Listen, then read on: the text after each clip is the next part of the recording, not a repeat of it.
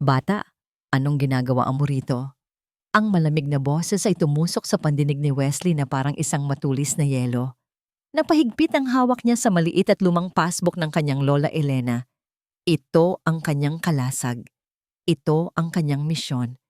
Napapaligiran siya ng matatangkad na tao. Lahat sila ay mababango at makikintab ang mga sapatos. Ang sahig ng bangko ay sobrang puti at kumikinang, kaya kitang-kita niya ang refleksyon ng sarili niyang sapatos. Luma, gasgas, at may kaunting tastas sa gilid. Kaninang umaga lang ay pinunasan niya ito ng mabuti gamit ang isang basang trapo tulad ng laging turo sa kanya ng kanyang lola. Wesley, apo, ang laging sabi nito, hindi mahalaga kung luma ang gamit, basta't malinis.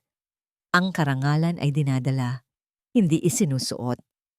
Pero ngayon, sa gitna ng malamig na gusaling ito, pakiramdam ni Wesley ay wala siyang anumang karangalan. Ang bawat bulungan ay parang tumutukoy sa kanya. Ang bawat tingin ay parang humuhusga sa kanyang kupas na t-shirt at sa luma niyang pantalon. Para kay mama, para sa birthday ni mama, paulit-ulit niyang sinasabi iyon sa kanyang isip. Iyon ang nagbibigay sa kanya ng lakas para harapin ang mataray na babae sa teller. Popo, kukuha po sana ako ng pera. Halos pabulong niyang sabi. Itinaas niya ang passbook pero masyadong mataas ang counter. Kinailangan pa niyang tumingkayad. Tinaasan lang siya ng kilay ng babae. Nasaan ang kasama mong matanda? Hindi kami nag-e-entertain ng bata lang. Wala po akong kasama. Pero sabi po ni mama, pwede ko na raw pong kunin ito mag-isa. Paliwanag niya. Kahit na ang totoo ay hindi niya ito ipinaalam sa kanyang ina. Gusto niya itong sorpresahin. Ang kanyang mama na laging pagod galing sa trabaho, na laging natutulog ng may ngiti kahit alam niyang malungkot ito. Hindi pwede. Bumalik ka na lang kung kasama mo na ang nanay mo. Malamig na sabi ng teller at ibinaling na ang atensyon sa susunod na kliyente. Naramdaman ni Wesley ang unti-unting pag-init ng kanyang mga mata. Hindi siya iiyak. Para kay mama. Huminga siya ng malalim at muling nagsalita. Medyo mas malakas na ngayon. Miss, kailangan ko po talagang kunin. Kahit konti lang po. Pambili ko lang po ng regalo. Ang boses niyang iyon ang nakakuha ng atensyon ng isang babaeng papalapit. Matangkad ito at mukhang importante. Ang tunog ng kanyang takong sa makintab na sahig ay parang martilyo. Huminto ito sa kanyang harapan at tiningnan siya mula ulo hanggang paa. Ito ang babaeng nagsalita kanina. Ang may-ari ng malamig na boses. Siya si Clarice, ang branch manager. At sa mga mata niya, si Wesley ay hindi isang kliyente. Isa siyang dumi sa perpektong larawan ng kanyang bangko. Ano ang problema rito? Tanong ni Clarice. Ang tingin ay nasa empleyado, pero ang diin ng salita ay para kay Wesley. Ma'am, itong bata po. Nangungulit. Gusto pong mag-withdraw mag-isa, sagot ng teller. Napabaling si Clarice kay Wesley. Isang ngisi ang sumilay sa kanyang mga labi. Isang nangising hindi abot sa kanyang mga mata. Patingin nga ng passbook mo, bata. Sa hindi malamang dahilan, iniabot ni Wesley ang passbook. May kung anong autoridad sa boses ng babae na hindi niya kayang suwayin. Binuklat ito ni Clarice. Nakita niya ang pangalan, Elena de la Merced, at nakita niya ang balance. Isang maliit na halaga na halos nakakahiya para sa isang bangko na tulad ng sa kanila. Isinara niya ang passbook ng may kasamang lakas. Bata, sabi ni Clarice, at sadyang nilakasan ang boses para marinig ng lahat ng tao sa paligid. Sa kakarampot na lamang ito, anong inaakala mong mabibili mo? Natahimik ang buong bangko. Lahat ng mata ay nakatuon na ngayon sa kanila. Hinawakan ni Clarice ang passbook sa dulo ng kanyang mga daliri na para bang isa itong maruming bagay. Umuwi ka na, sabi niya. habang inihahagis pabalik ang passbook sa ibabaw ng counter.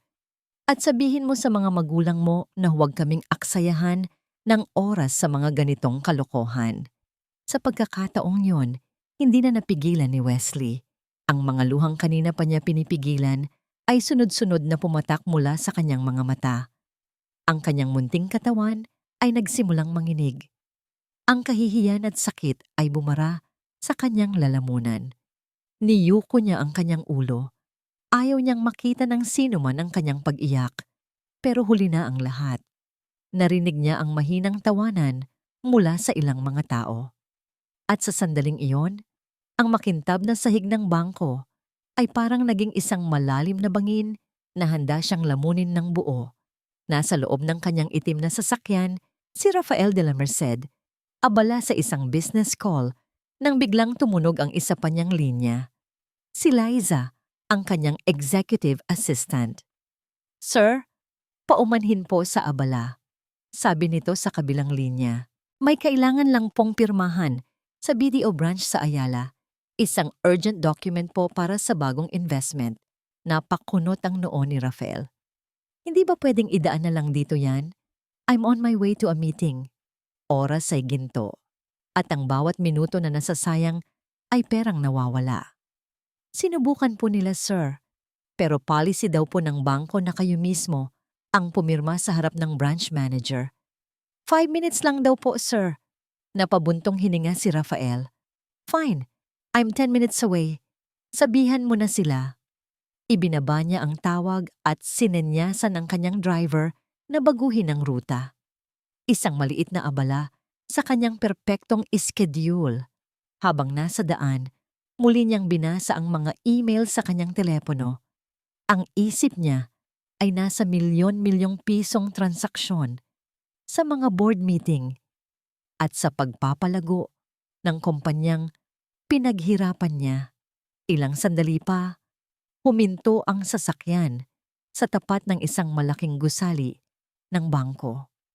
Bumaba si Rafael, inayos ang kanyang mamahaling suit at pumasok sa loob. Ang lamig ng aircon ay sumalubong sa kanya, kasama ang isang di pangkaraniwang katahimikan. May mga taong nagkukumpulan sa gitna. Isang eksena na hindi dapat nangyayari sa isang lugar ng negosyo. Nangunot ang kanyang noo sa iritasyon, isa na namang pagkaantala. Ngunit sa gitna ng katahimikan, may narinig siyang isang tunog na bumasag sa kanyang propesyonal na pag-iisip. Isang hikbi ng isang bata.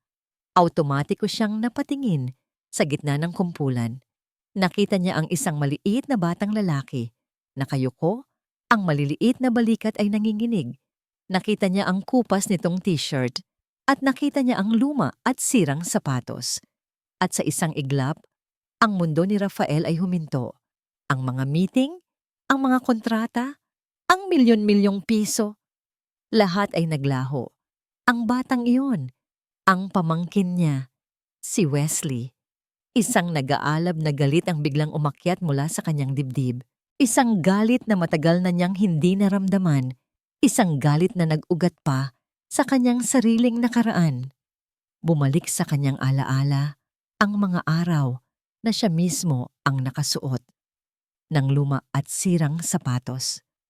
Ang mga araw na siya ay hinuhusgahan at minamaliit dahil sa kanyang pananamit. Naramdaman niya ang pagtiim ng kanyang mga bagang. Ang kasaysayan ay hindi dapat umuulit, lalo na hindi sa kanyang pamilya. Nagsimula siyang maglakad. Ang bawat hakbang ng kanyang mamahaling sapatos na katad sa makintab na sahig ay mabigat at may diin. Hindi niya pinansin ang mga taong nagbibigay daan sa kanya. Ang kanyang mga mata ay nakatuon lamang sa babaeng matangkad na nakatayo sa harap ni Wesley. Ang babaeng may mapagmataas na ngiti sa labi habang pinagmamasdan ang pag-iyak ng pamangkin niya. Huminto si Rafael sa likod mismo ng babae. Hindi niya ito hinawakan, hindi niya kailangan. Ang presensya pa lamang niya ay sapat na para magdala ng isang matinding bigat sa hangin. Sa isang boses na kontrolado ngunit puno ng lamig, nagsalita si Rafael. "May problema ba rito?" Ang tanong ay tumama sa lahat na parang isang malakas na sampal. Ang mga bulungan ay namatay. Ang mga mapanuksong na ngiti ay naglaho. Dahan-dahang lumingon ang babae. Ang iritasyon ay bakas pa rin sa kanyang mukha, handang paalisin kung sino mang nanghihimasok. Ngunit nang makita niya kung sino ang nagsalita, ang iritasyon sa kanyang mukha ay napalitan ng pagkabigla. Pagkatapos ay pagkalito, at sa huli, takot. Nanlaki ang kanyang mga mata. Ang kulay sa kanyang mukha ay unti-unting nawala. Kilala siya ni Rafael. Ang mukhang iyon, kahit patinakpan na ng mamahaling kolorete at pilit na pagiging sopistikada, ay isang mukha na hinding-hindi niya malilimutan. Clarice. Hindi nagsalita si Rafael. Hinayaan niyang manatili ang katahimikan. Hinayaan niyang maramdaman ni Clarice ang buong bigat ng kanyang tingin. Pagkatapos ng ilang sandali, nilampasan niya ito. Lumuhod siya sa harap ni Wesley. Hindi alintana ang mamahalin niyang pantalon. Hinawakan niya ang nanginginig na balikat ng bata. "Wesley?" Mahinahon niyang sabi. "Tio Rafael is here." Tumingala si Wesley. Ang kanyang mga mata ay puno ng luha at gulat. "Titio!" Kinuha ni Rafael ang panyo mula sa kanyang bulsa at dahan-dahang pinunasan ang mga luha sa pisngi ng pamangkin. Itinayo niya ito at inilagay ang kamay sa likod ng bata. Isang kilos ng proteksyon at pag-aari. Pagkatapos ay muli siya nang humarap kay Clarice, na hanggang ngayon ay nakatayo pa ring parang isang estatwa. Tiningnan niya ito nang diretso sa mga mata. "Miss Clarice." Ang pagbanggit niya sa pangalan nito ay puno ng pang-iinsulto. Hindi ko akalain na pagkatapos ng lahat ng taon, wala ka pa ring pinagbago. Bumagsak ang tingin niya sa passbook na nakapatong pa rin sa counter. Ngayon, utos niya, ang bawat salita ay mabagal at malinaw. "Ibalik mo sa pamangkin ko ang passbook niya." Nanginginig na kinuha ni Clarice ang passbook at iniabot ito. "At ihanda mo na ang sarili mong tawagan ang pinakamataas mong manager." Parang isang slow motion na bangungot ang sumunod na mga eksena para kay Clarice. Ang mga tingin ng mga kliyente, ang mga bulungan ng sarili niyang mga empleyado. Ang mukha ni Rafael de la Merced, isang multo mula sa nakaraan na biglang nagkatawang tao sa gitna ng kanyang perpektong mundo.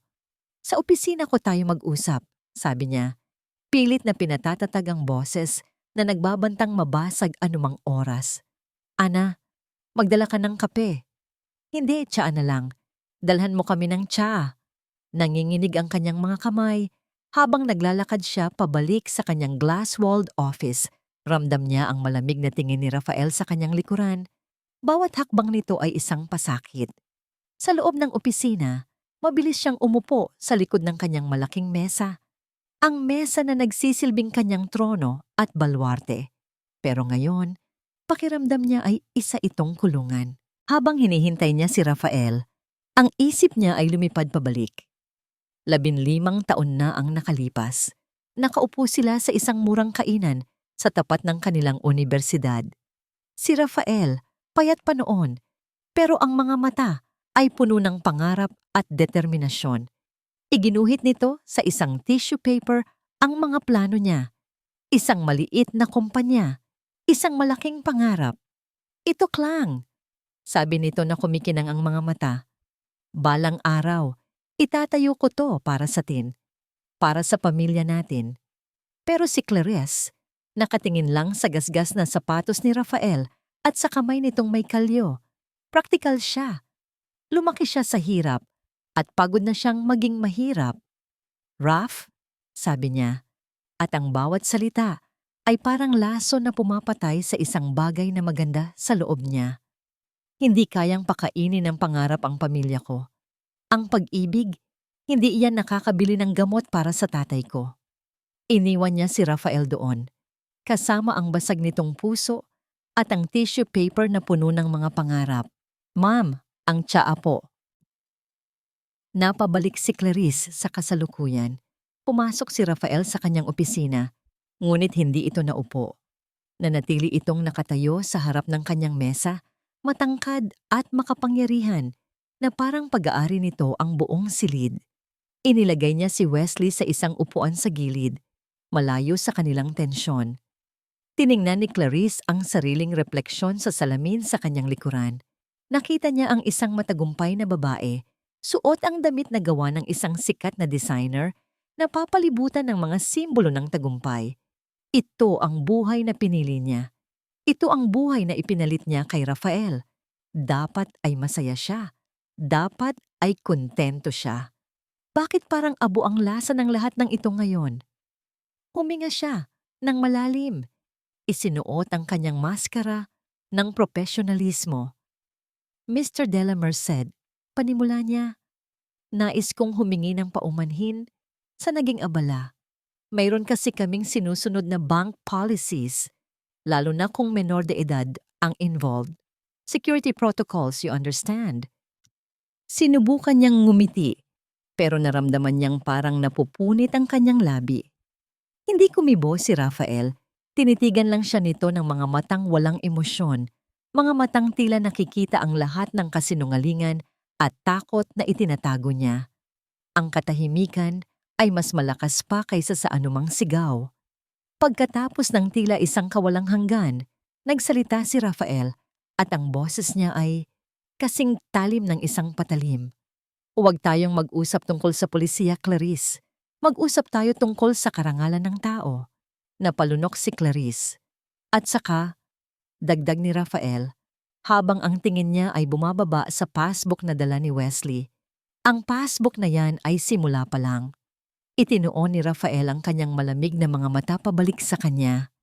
Nandito kami para sa naiwang yaman ng nanay ko, si Elena Della Merced.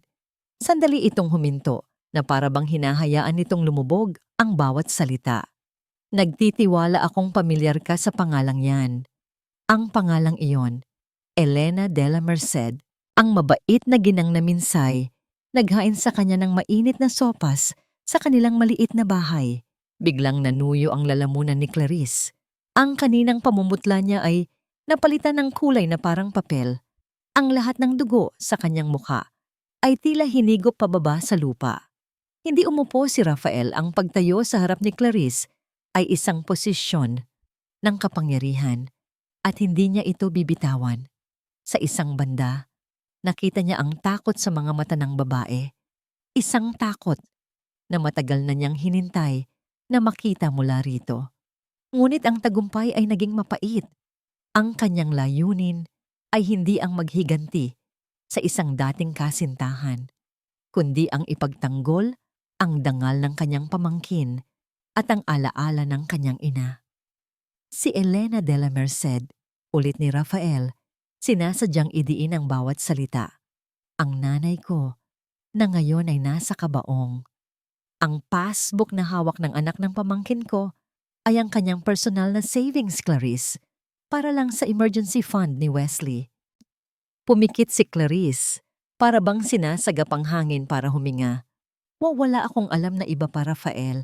Sige, ipakita mo sa akin ang mga dokumento. Madali lang. Inilabas ni Rafael ang isang manipis na folder na hawak-hawak niya kanina. Inilapag niya ito sa mesa. Ang sound ng leather laban sa wood ay parang sound ng isang hukom na naglalatag ng hatol. Hindi niya ito binuksan. Tinitigan lang niya si Clarice. Alam mo, nung bata pa ako ganito rin ako. Sabi ni Rafael, ang kanyang boses ay mas mababa na ngayon, mas personal. Madalas akong napapagkamalang magnanakaw sa mga tindahan dahil sa lumang damit ko. Pinalayas ako minsan sa isang restaurant dahil lang sa sapatos ko. Tumingin siya kay Wesley na ngayon ay umiinom ng tsaa, walang alam, sa bigat ng pag-uusap. Ang nanay ko, patuloy ni Rafael, si Lola Elena ay isang simpleng guro. Pero hindi lang siya isang guro. Dahan-dahan niyang binuklat ang folder. Ang Lola Elena ni Wesley ay isang henyo sa pananalapi na hindi nag-abalang magpakita ng kanyang kayamanan.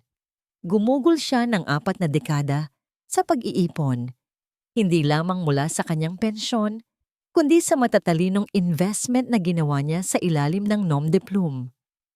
Kinuha ni Rafael ang ilang document mula sa folder. Hindi ito ipinakita kay Clarice, kundi inilapag sa mesa ng nakaharap sa kanya.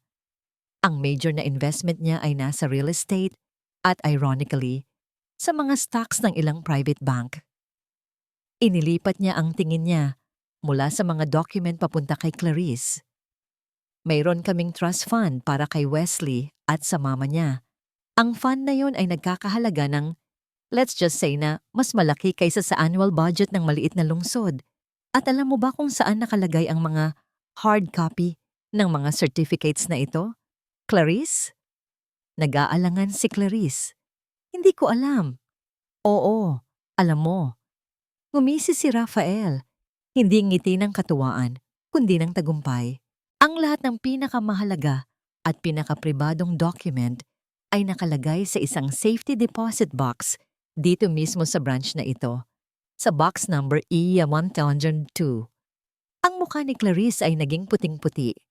Ang branch na ito. Ang box na yon. Ang E1002 ay reserved para sa mga high-profile na kliyente, ang mga taong may special agreement dahil sa laki ng kanilang assets. Isa siyang branch manager at hindi niya alam ang tungkol dito. Ang box na yan ay ang isa sa pinakamalaki at ang laman nito, Clarice, ay ang proof na ang isang babae na namuhay sa lumang sapatos, na namuhay ng walang aircon, ay mas mayaman pa sa lahat ng mga kliyente mong nasa VIP lounge. Nakita ni Rafael ang pag-aalinlangan at pagtatangkang mag-isip ni Clarice. Alam niyang hahanap ito ng lusot. Kaya ngayon, branch manager, gusto kong buksan mo ang safety deposit box na yan. Ngayon na, kami ni Wesley. Rafael. Hindi ganun kadali yon. Nagsimulang magdahilan si Clarice. May protocol. Kailangan ng approval mula sa main office. Hindi na pinakinggan ni Rafael ang kanyang pagpapaliwanag. Kinuha niya ang kanyang telepono. Hindi niya tinawagan ang main office. Direktang tinawagan niya ang CEO ng bangko. Hello, Mr. Salazar. Si Rafael de la Merced ito, ng Phoenix Group. Napakislot si Clarice. Alam niya ang Phoenix Group. Isa ito sa pinakamalaking holding company sa bansa. Alam din niya na si Rafael ang CEO nito. Pasensya na sa abala. Pero may issue kami dito sa branch mo sa Ayala. Poor service na humantong sa public humiliation ng pamangkin ko. At ito ay kaugnay sa isang malaking asset ng pamilya namin na nakalagay diyan. Tiningnan ni Rafael si Clarice. Ang kanyang ekspresyon ay naging lalong malamig. Si Clarice, na nakikita ang sarili niyang karera, naguguho sa harap ng kanyang mga mata, ay halos hindi na makahinga. Oo, ang asset ni Elena de la Merced, patuloy ni Rafael. Ang portfolio na hindi mo inaasahan. Believe me, Mr. Salazar, ang kalalabasan ng sitwasyon na ito ay nakasalalay sa kung gaano kabilis namin mabubuksan ang box E1002. Model to Yetvoy. Heto ang Chapter 5, kung saan magkakaroon ng kaunting paghinto sa tensyon at magsisimulang magbukas ang mas malalim na misteryo sa pamamagitan ng mga lumang alaala at isang bagong clue na makikita ni Wesley. Chapter 5. Ang lihim sa loob ng kahon. Ang mga minute na lumipas habang naghihintay si Rafael ng go signal mula sa CEO ay parang isang hour. Nagpasya siyang huwag na munang harapin si Clarice, na nakikita niyang tumatawag sa kanyang sariling phone. Ang kanyang mukha ay halatang nagpapakita ng takot at pagtatangkang ipaliwanag ang sitwasyon. Halika, Wesley, mahinang sabi ni Rafael. Dito tayo sa upuan. Huwag mo silang pansinin. Inupuan ni Rafael si Wesley sa isang velvet na upuan. Hindi pa rin maintindihan ni Wesley kung ano ang nangyayari. Ang alam lang niya, ang superhero niya, ang kanyang Tio Rafael, ay dumating para iligtas siya. Titiyo, nag-aalangan na tanong ni Wesley. Marami po bang pera si Lola? Ngumiti si Rafael. Isang ngiti na ngayon lang niya nabigay. Oo, anak. Marami. Pero hindi yun ang pinakamahalaga. Ang pinakamahalaga ay ang mga aral na itinuro niya sa atin. Para may baling ang atensyon ng bata, inilabas ni Rafael ang isang wooden box na may engraving na flowers sa ibabaw. Ito ang keepsake box na laging hawak ni Lola Elena. Dinala ito ni Rafael kasama ang iba pang legal document. "Tingnan mo to," sabi ni Rafael. Ibinigay ang box kay Wesley. "Hindi ko pa ito nabubuksan simula nang mawala si Lola. Gusto kong ikaw ang unang tumingin." Dahan-dahang hinawakan ni Wesley ang box. Ang kahoy ay may amoy pa rin ng lumang powder at pinatuyong sampagwita, ang amoy ng kanyang lola. Maingat niyang binuksan ang takip. Sa loob ay mayroong mga simpleng bagay. Ilang flat stone na pininturahan ng araw at buwan, isang vintage postcard ng Maynila, at isang maliit na notebook na puno ng mga quotes at proverbs na sulat kamay ni Lola Elena. Sa front page ng notebook ay nakasulat, "Ang halaga ng tao ay nasa laman ng puso, hindi sa laman ng pitaka." Naramdaman ni Wesley ang pag-init ng kanyang mga mata muli. Pero sa pagkakataong ito ay dahil sa pagmamahal, ito ang lola niya. Tumingin siya sa mga stones. "Tiyo, ito po ang mga paborito ni Lola," sabi niya. Parang lucky charm daw po. Napatingin si Rafael sa mga stone at mayroong isang stone na may hugis puso. Naalala niya kung paanong ibinigay ni Lola Elena ang stone na yon sa kanya noong bata pa siya, bago siya umalis para mag-aral. "Oo, anak," mahinang sabi ni Rafael, "mga paborito niya." Habang iniaayos ni Wesley ang mga bagay, may nakita siyang isang photo na nakatiklop sa ilalim ng notebook. Kinuha niya ito at maingat na inunat. Ito ay isang faded photo ng kanyang lola, pero hindi ito solo photo. Nakita niya si Lola Elena, mas bata, nakangiti. Sa tabi niya, may isang babae na nakauniforme ng estudyante na masayang nakasandal sa kanyang balikat. Mukhang masaya ang lola niya, kasama ang babaeng yon. Napatingin si Wesley sa mukha ng babae, parang pamilyar. Parang nakita na niya ito kamakailan. "Tiyo," tawag ni Wesley. Inabot ang photo sa kanya. "Sino po itong kasama ni Lola?" Kinuha ni Rafael ang photo. Tiningnan niya ito. Ang kanyang mga kamay ay bahagyang nanginginig. Ang kanyang paghinga ay huminto. Hindi siya makapaniwala sa kanyang nakikita. Ang babaeng nakasuot ng uniforme ng estudyante, na may ngiti na hindi pa natatakpan ng pagmamataas at pait. Ito ay si Clarice. Si Clarice, bago siya nagbago. Nakalabas si Clarice sa kanyang opisina. Ang cellphone ay hawak-hawak sa kanyang kamay na nanginginig.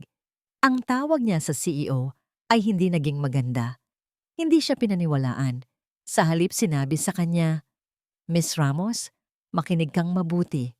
Ang pamilyang De La Merced ang may pinakamalaking quiet account sa ang kanyang karera, ang kanyang status.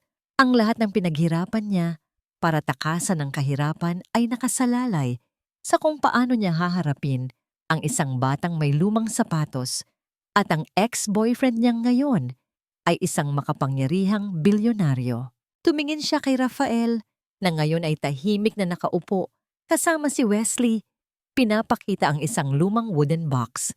Ang eksenang yon, puno ng katahimikan at kaswal na pag-uusap, ay nagdulot ng mas matinding takot kay Clarice kaysa sa anumang sigawan. Alam niya na si Rafael ay mas mapanganib kapag kalmado. "Hindi ko pwedeng hayaang mabuksan ang box na, 'Yan ngayon. Hindi ngayon. Dapat may paraan. Kailangan kong mag-isip." Nagsimulang mag-ikot si Clarice sa kanyang isip. Ang protocol. Ano ang protocol para sa safety deposit box? Kailangan ng 2 susi. Ang susi ng kliyente at ang susi ng bank manager. Kinuha niya ang master key sa kanyang drawer. Ito ay ang kanyang susi. Pero mabilis na nag-isip si Clarice. Alam niya na mayroong lumang policy sa bank na nangangailangan ng 2 bank keys para sa high-profile boxes, isang client key at 2 managerial keys, isang protocol na matagal nang hindi ginagamit dahil sa modernong sistema. Ngunit paano kung nagkaroon siya ng isang ideya, isang desperadong ideya? Gagamitin niya ang lumang policy na yon. "Excuse me, Mr. De La Merced," tawag niya. Pilit na pinapanatili ang profesional na tono. Tumayo si Rafael. Ang mga mata nito ay nakatingin sa kanya. Nag-aabang. Napag-aralan ko na ang protocol. Sabi ni Clarice, inayos ang kanyang buhok. Mayroon tayong high-profile security policy sa box na ito. Sa kasamaang palad, kailangan natin ng 2 managerial key para mabuksan ito. At ang pangalawang susi ay hindi ko mahanap. Tila nawawala ito. Naglabas si Clarice ng isang mahinang pag-ubo, playing the part. Kailangan nating mag-file ng request para sa replacement key na aabutin ng 1 linggo. Sa loob-loob niya, nagdarasal siya na tanggapin ito ni Rafael. Kung maantala niya ito, makakahanap siya ng paraan para mamanipula ang documents o makausap ng personal ang CEO. Pero hindi si Rafael ang dating estudyanteng in love sa kanya. Tiningnan lang siya ni Rafael. Hindi siya galit. Hindi siya nagtaka. Kalmado lang ang mukha niya. Ang katahimikan ay nagdala ng mas matinding kaba kay Clarice. 1 linggo? Sabi mo, Clarice? Oo po. Sagot ni Clarice. Nakikita na malapit na siyang magtagumpay. Ngumiti si Rafael. Isang nangiti na puno ng hindi inaasahang kaalaman. Alam mo, Clarice, sabi ni Rafael, kinuha ang wooden box mula kay Wesley. Ang nanay ko ay laging prepared. Palagi niyang sinisigurado na walang sino man ang makakahadlang sa kung ano ang tama. Lumingon si Rafael kay Wesley at tinuro ang ilalim ng wooden box. Wesley, pakikuha mo nga ang secret compartment dyan. Sa ilalim ng isang false bottom ng wooden box, kinuha ni Wesley ang isang maliit na susi. Ito ay luma, bahagyang faded, at may engraving na E. Inilapag ni Rafael ang susi sa kanyang palad. Pagkatapos ay itinapon ito sa mesa ni Clarice. Ito ay ang pangalawang managerial key. Ang susi na akala ni Clarice ay nawawala, ay nasa kamay ng bata. Yan ba ang hinahanap mo, Clarice? Tanong ni Rafael. Ang kanyang boses ay ngayon ay parang kulog. Hindi lang ang client key ang iniwan ng nanay ko. Iniwan din niya ang iyong nawawalang managerial key.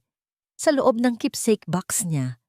Ang box na hindi mo pinahalagahan at hindi mo pinansin nung nag-iisa pa siya. Walang nagawa si Clarice. Walang salita ang lumabas sa kanyang bibig. Ang managerial key ay nakalatag sa kanyang mesa. Isang malinaw na ebidensya ng kanyang desperasyon at kasinungalingan. Sa isang iglap, ang lahat ng kapangyarihan ay tuluyang nawala sa kanya. Ngayon, Clarice, sabi ni Rafael, ang kanyang boses ay nagpapahayag na ng pagtatapos. Kung ayaw mong masira ang buong araw mo, samahan mo na kami sa vault. Parang isang robot, tumayo si Clarice at naglakad patungo sa vault kasama ang dalawa. Ang mga mata ng mga empleyado ay nakasunod sa kanila, puno ng pagtataka at paghusga. Ang dating mayabang na manager ay ngayon ay isang babaeng natatalo. Pagdating sa malaking bakal na pinto ng safety deposit box vault, ang katahimikan ay naging mas mabigat. Sinunod ni Clarice ang protocol, ang bawat step ay mabigat at puno ng huling pag-asa na sana ay wala sa loob ang anumang bagay na magpapatunay sa kanyang mga pagkakamali. Ang mga lock ay bumukas. Nang makita ni Wesley ang box, malaki, metal at may numerong E1-2 na pahawak siya sa kamay ni Rafael. Tiyakin mo na ang box na yan ay empty na mamaya, Clarice. Sabi ni Rafael ng walang emosyon na tila nagbibigay lamang ng instruction sa isang subordinate. Ililipat namin ang lahat ng assets na nakalagay dito. Ang hininga ni Clarice ay huminto. Inilabas niya ang box at inilapag sa counter sa private viewing room. Binuksan ni Rafael ang client key at si Clarice naman, walang pagpipilian, ay ipinasok ang kanyang managerial key.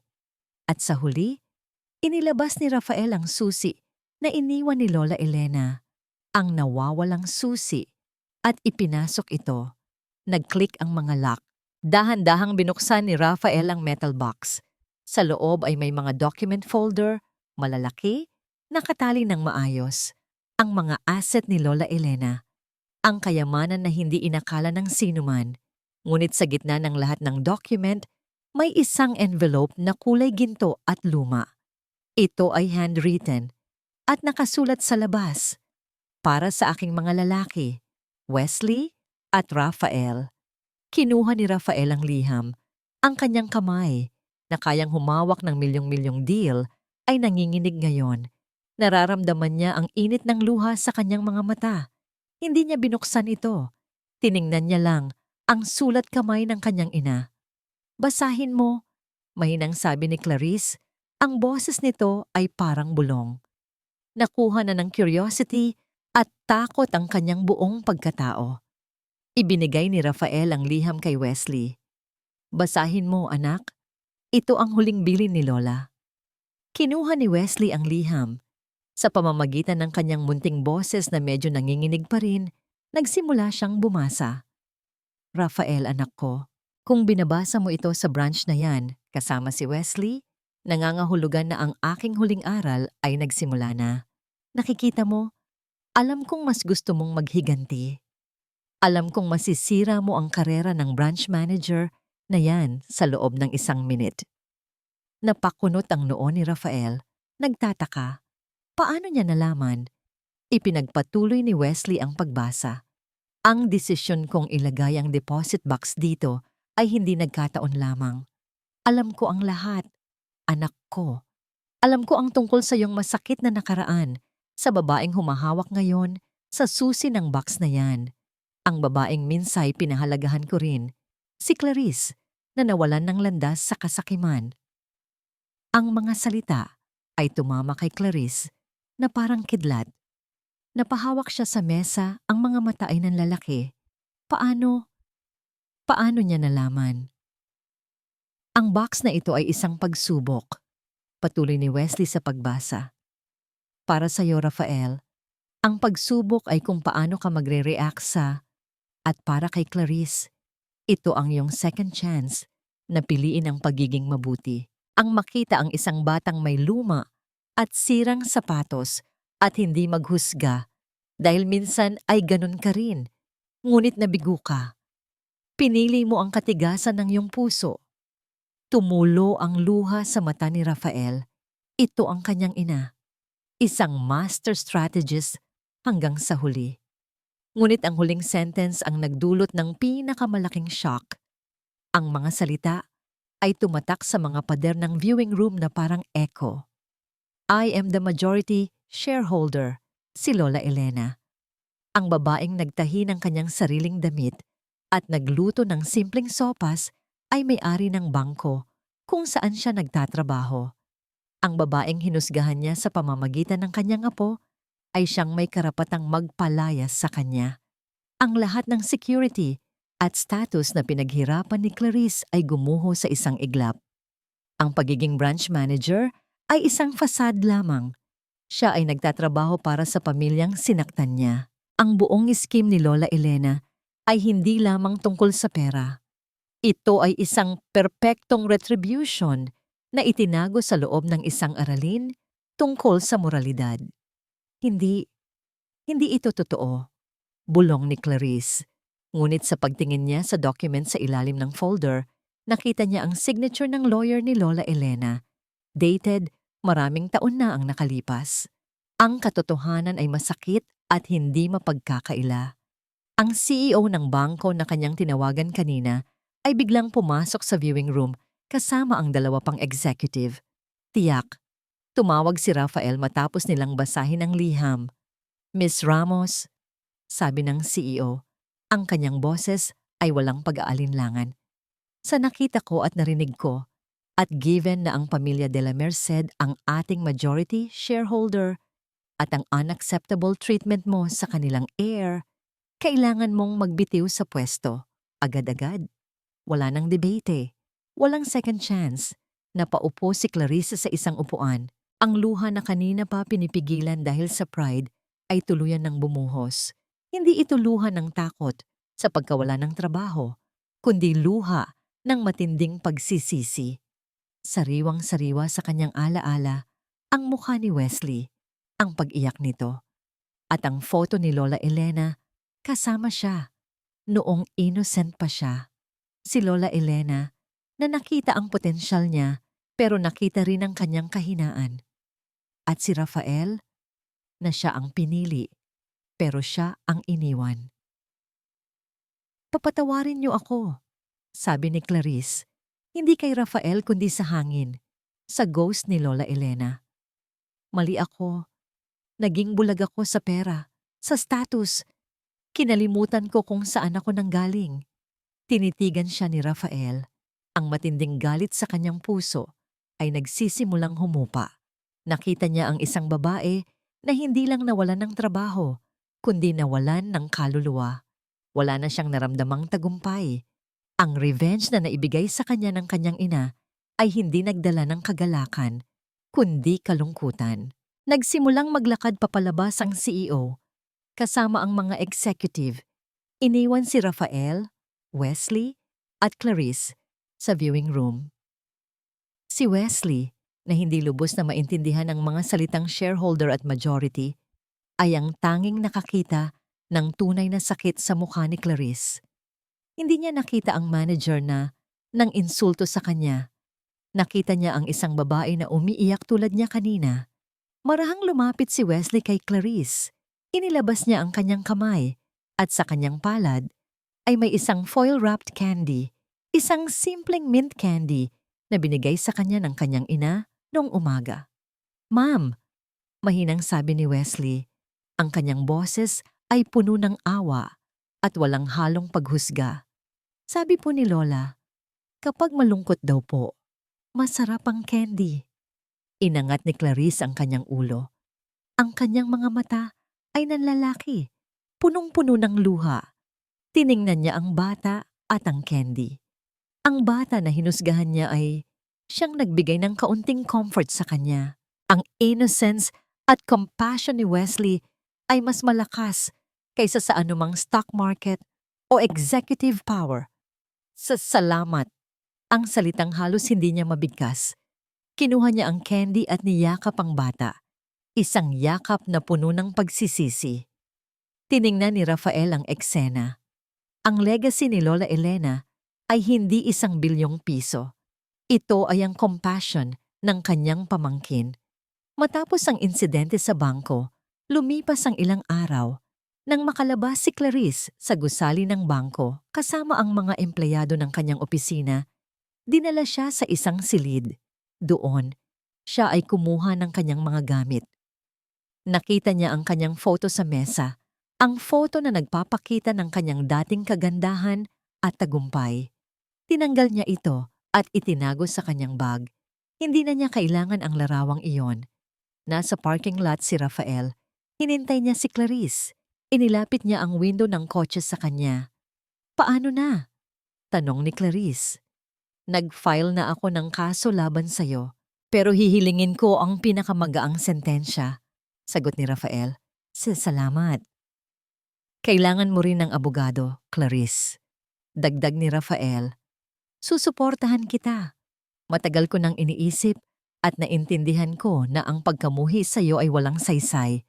Nagawa mo na ang iyong kaparusahan at sa akin, sapat na yon." Hindi niya inaasahan ang mga salitang yon. Naisip ko na ang aral ni Lola ay hindi revenge, kundi ang pagbabago. Hindi niya inilaan ang mga nangyari para masaktan tayo. Ang pinakaimportante ay ang matuto tayo sa mga ito at naniniwala akong natuto ka na. Nakita ni Rafael ang pagtataka at gulat sa kanyang mga mata. Ngayon, si Clarice ang umiyak. Anong gagawin mo?" tanong ni Clarice. Huminga ng malalim si Rafael. "Gagamitin ko ang bahagi ng kayamanan ng Lola Elena para bumuo ng isang scholarship fund na kanyang pangalan. Sa ganoon, matutulungan natin ang mga batang walang kakayahan na makapag-aral, lalo na yung mga may lumang sapatos at nangungulila sa pagmamahal." "Ngunit hindi ka na mananatili sa bangko?" Nag-aalalang tanong ni Clarice. "Hindi na. Sa wakas, malaya na ako sa aking trabaho," sabi ni Rafael, na may ngiti na ngayon ay totoo. "At hindi ko na rin kailangan ng pera. Ang pinakamahalaga ay ang pagmamahal na natanggap ko mula sa aking ina. Iyon ang aking pamana. Hindi alam ni Clarice kung ano ang sasabihin. Kailangan mo rin ng therapy, Clarice. Dagdag ni Rafael. Tulong upang malampasan ang mga trauma mo. Nilingon niya ang kanyang pamangkin, si Wesley.